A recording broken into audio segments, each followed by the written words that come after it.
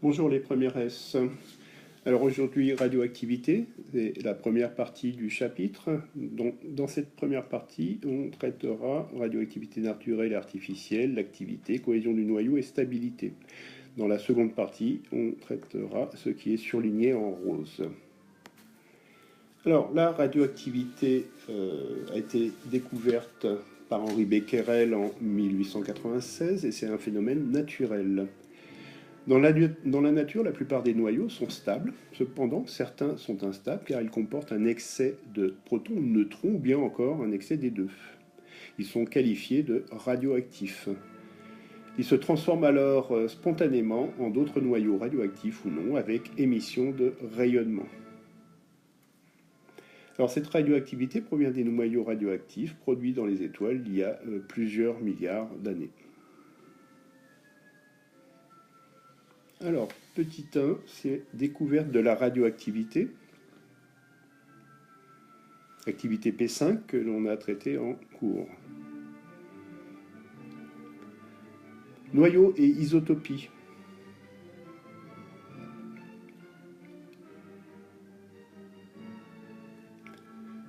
Représentation symbolique d'un noyau. Donc,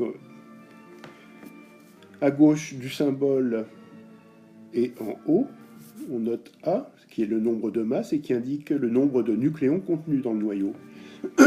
En bas et à gauche, c'est Z, nombre de charges, ou numéro atomique, qui indique le nombre de protons contenus dans le noyau. Pour avoir le nombre de neutrons, eh bien, vous faites A moins Z. Isotopie maintenant. Alors des noyaux sont isotopes s'ils possèdent le même nombre de protons et un nombre de neutrons différent. Exemple, sur l'élément carbone, vous avez le carbone 12, le carbone 13 et le carbone 14 qui est lui radioactif. C'est lui qui permet la datation. Radioactivité. La cohésion du noyau est assurée par l'interaction forte. Elle est liée au nombre de protons et de neutrons.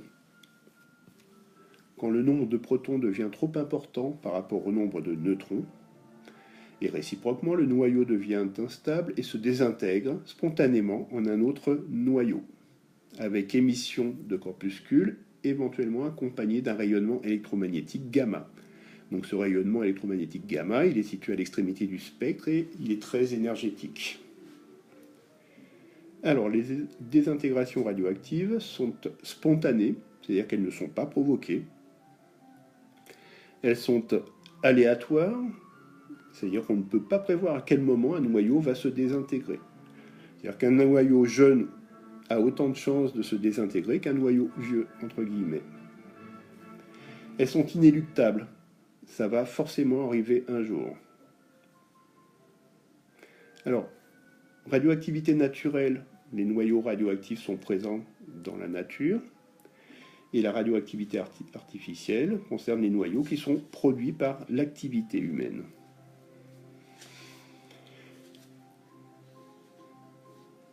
L'activité maintenant d'une source radioactive, que l'on note A, grand A, elle correspond au nombre moyen de désintégrations se produisant chaque seconde. Ça, c'est une définition à connaître. Donc l'activité d'un échantillon ou d'une source radioactive correspond au nombre moyen de désintégrations se produisant chaque seconde. Elle s'exprime en becquerel, BQ. Et un becquerel, c'est une désintégration par seconde.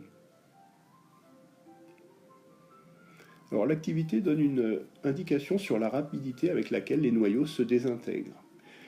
L'activité est proportionnelle au nombre de noyaux restant à la date T, c'est-à-dire non encore désintégrés.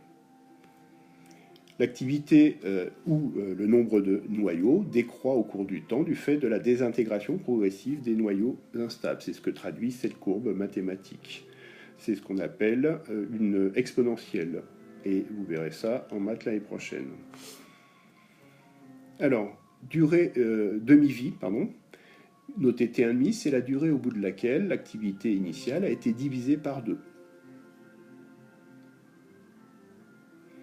Donc sur la courbe, on représente A0 sur 2, et le point d'intersection avec la courbe a pour abscisse T1,5. On peut faire de même avec n de t. Donc n0 sur 2 et t1,5 pour la demi-vie. Alors des ordres de grandeur de l'activité. 1 kg de patates, donc pommes de terre, 150 becquerels.